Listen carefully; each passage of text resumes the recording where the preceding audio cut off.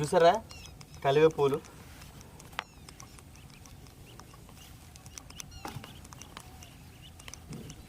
ఇదిగో చివర దుంప ఉంటుందండి, కలివే దుంప అంటుందండి, కింద ఉంటుంది. ఆ దుంప ద్వారా ఇది వస్తుంది.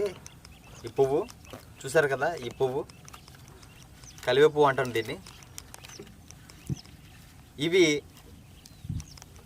వినాయక చవితి ఆ టైంలో ఈ కొల్లేరు మొత్తం చాలా అందంగా కనబడుతుందండి. ఈ పువ్వులతో కొల్లేరు మొత్తం నిండిపోతుంది చాలా ఇంటిగా, చాలా అందంగా. ఆ టైంలో కనుక ఫోటోషూట్లు పెట్టుకుంటే కనుక చాలా అంటే చాలా బాగుంటుంది.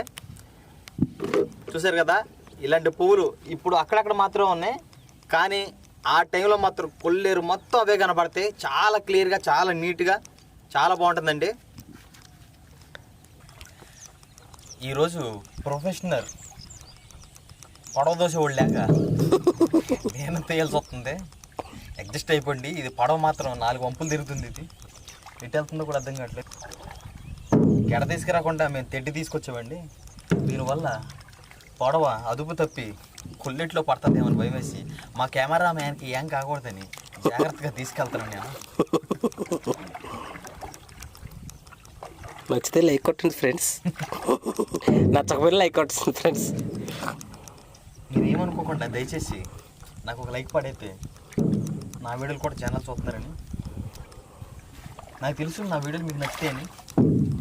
నచ్చకపోయినా చూడాల్సిందే.